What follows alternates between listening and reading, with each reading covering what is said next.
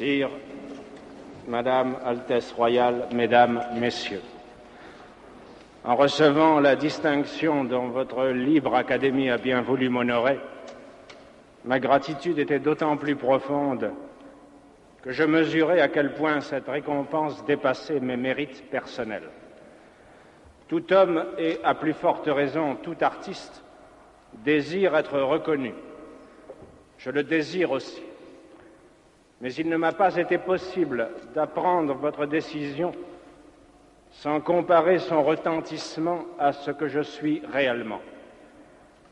Comment un homme presque jeune, riche de ses seuls doutes et d'une œuvre encore en chantier, habitué à vivre dans la solitude du travail ou dans les retraites de l'amitié, n'aurait-il pas appris avec une sorte de panique un arrêt qui le portait d'un coup seul et réduit à lui-même au centre d'une lumière crue? De quel cœur aussi pouvait-il recevoir cet honneur à l'heure où en Europe d'autres écrivains, et parmi les plus grands, sont réduits au silence, et dans le temps même où sa terre natale connaît un malheur incessant? J'ai connu ce désarroi et ce trouble intérieur. Pour retrouver la paix, il m'a fallu en somme me mettre en règle avec un sort trop généreux. Et puisque je ne pouvais m'égaler à lui en m'appuyant sur mes seuls mérites, je n'ai rien trouvé d'autre pour m'aider que ce qui m'a soutenu tout au long de ma vie et dans les circonstances les plus contraires, je veux dire l'idée que je me fais de mon art et du rôle de l'écrivain. Permettez seulement que dans un sentiment de reconnaissance et d'amitié, je vous dise aussi simplement que je le pourrais, quelle est cette idée. Je ne puis vivre personnellement sans mon art, mais je n'ai jamais placé cet art au-dessus de tout. S'il m'est nécessaire, au contraire, c'est qu'il ne se sépare de personne et me permet de vivre tel que je suis au niveau de tous. L'art n'est pas à mes yeux une réjouissance solitaire. Il est un moyen d'émouvoir le plus grand nombre d'hommes en leur offrant une image privilégiée des souffrances et des joies communes. Il oblige donc l'artiste à ne pas se séparer. Il le soumet à la vérité la plus humble et la plus universelle. Et celui qui souvent a choisi son destin d'artiste parce qu'il se sentait différent, apprend bien vite qu'il ne nourrira son art et sa différence qu'en avouant sa ressemblance avec tous. L'artiste se forge dans cet aller-retour perpétuel de lui aux autres, à mi-chemin de la beauté dont il ne peut se passer et de la communauté à laquelle il ne peut s'arracher. C'est pourquoi les vrais artistes ne méprisent rien. Ils s'obligent à comprendre au lieu de juger. Et s'ils ont un parti à prendre en ce monde, ce ne peut être que celui d'une société où, selon le grand mot de Nietzsche, ne régnera plus le juge, mais le créateur, qu'il soit travailleur ou intellectuel. Le rôle de l'écrivain, du même coup, ne se sépare pas de devoirs difficiles. Par définition, il ne peut se mettre aujourd'hui au service de ceux qui font l'histoire.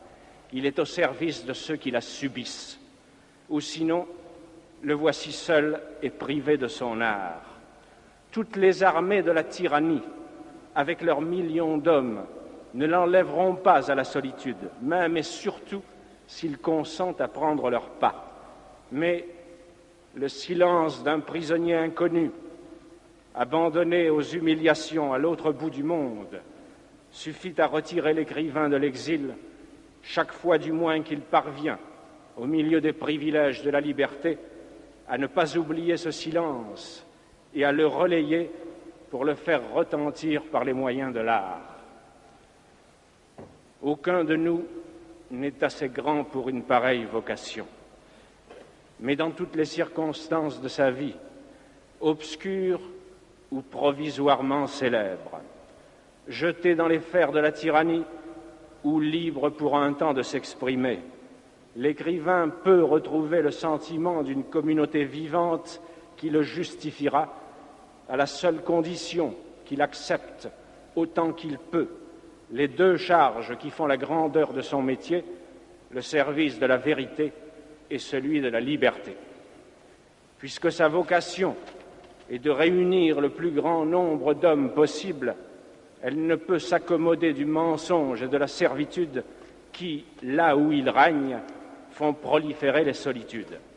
Quelles que soient nos infirmités personnelles, la noblesse de notre métier s'enracinera toujours dans deux engagements difficiles à maintenir, le refus de mentir sur ce que l'on sait et la résistance à l'oppression. Pendant plus de 20 ans d'une histoire démentielle, perdue sans secours, comme tous les hommes de mon âge dans les convulsions du temps, j'ai été soutenu ainsi par le sentiment obscur qu'écrire était aujourd'hui un honneur, parce que cet acte obligeait et obligeait à ne pas écrire seulement. Il m'obligeait particulièrement à porter, tel que j'étais et selon mes forces, avec tous ceux qui vivaient la même histoire, le malheur et l'espérance que nous partagions. Ces hommes, nés au début de la Première Guerre mondiale, qui ont eu 20 ans au moment où s'installait à la fois le pouvoir hitlérien et les premiers procès révolutionnaires, qui furent confrontés ensuite pour parfaire leur éducation à la guerre d'Espagne, à la Deuxième Guerre mondiale, à l'univers concentrationnaire, à l'Europe de la torture et des prisons, doivent aujourd'hui élever leurs fils et leurs œuvres dans un monde menacé de destruction nucléaire. Personne, je suppose, ne peut leur demander d'être optimistes. Et je suis même d'avis que nous devons comprendre, sans cesser de lutter contre eux, l'erreur de ceux qui, par une surenchère de désespoir, ont revendiqué le droit au déshonneur et se sont rués dans les nihilismes de l'époque. Mais il reste que la plupart d'entre nous, dans mon pays et en Europe, ont refusé ce nihilisme et se sont mis à la recherche d'une légitimité. Il leur a fallu se forger un art de vivre par temps de catastrophes pour naître une seconde fois et lutter ensuite à visage découvert contre l'instinct de mort à l'œuvre dans notre histoire. Chaque génération, sans doute, se croit vouée à refaire le monde. La mienne sait pourtant qu'elle ne le refera pas. Mais sa tâche est peut-être plus grande. Elle consiste à empêcher que le monde se défasse. Héritière d'une histoire corrompue, où se mêlent les révolutions déchues, les techniques devenues folles, les dieux morts et les idéologies exténuées, où de médiocres pouvoirs peuvent aujourd'hui tout détruire, mais ne savent plus convaincre, où l'intelligence s'est abaissée jusqu'à se faire la servante de la haine et de l'oppression, cette génération a dû en elle-même et autour d'elle restaurer, à partir de ses seules négations, un peu de ce qui fait la dignité de vivre et de mourir. Devant un monde menacé de désintégration, elle sait qu'elle devrait, dans une sorte de course folle contre la montre, restaurer entre les nations une paix qui ne soit pas celle de la servitude, réconcilier à nouveau travail et culture et refaire avec tous les hommes une arche d'alliance. Il n'est pas sûr qu'elle puisse jamais accomplir cette tâche immense, mais il est sûr que partout dans le monde, elle tient déjà son double pari de vérité et de liberté et, à l'occasion, sait mourir sans haine pour lui. C'est elle qui mérite d'être saluée et encouragée partout où elle se trouve et surtout là où elle se sacrifie. Et c'est sur elle, en tout cas, que certains de votre accord profond, je voudrais reporter l'honneur que vous venez de me faire. Du même coup, après avoir dit la noblesse du métier d'écrire, j'aurais remis l'écrivain à sa vraie place, n'ayant d'autre titre que ceux qu'il partage avec ses compagnons de lutte, vulnérable mais entêté, injuste et passionné de justice, construisant son œuvre sans honte ni orgueil à la vue de tous, sans cesse partagé entre la douleur et la beauté, et voué enfin à tirer de son être double les créations qu'il essaie obstinément d'édifier dans le mouvement destructeur de l'histoire. Qui, après cela, pourrait attendre de lui des solutions toutes faites et de belle morale? La vérité est mystérieuse, fuyante, toujours à conquérir. La liberté est dangereuse, dure à vivre autant qu'exaltante. Nous devons marcher vers ces deux buts, péniblement, mais résolument, certains d'avance de nos défaillances sur un si long chemin. Quel écrivain, dès lors, oserait, dans la bonne conscience, se faire prêcheur de vertu?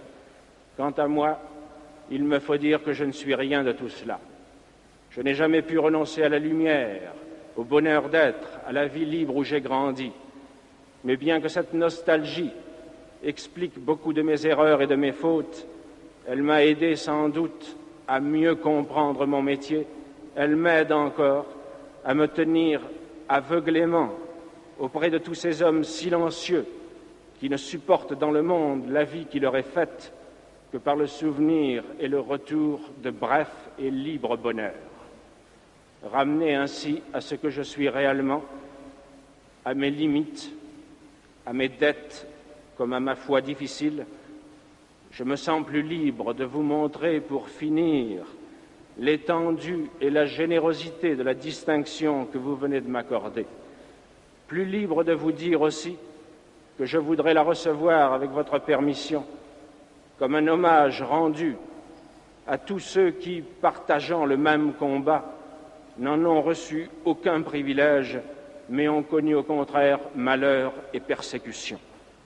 Il me restera alors à vous en remercier du fond du cœur et à vous faire publiquement, en témoignage personnel de gratitude, la même et ancienne promesse de fidélité que chaque artiste vrai, chaque jour, se fait à lui-même dans le silence.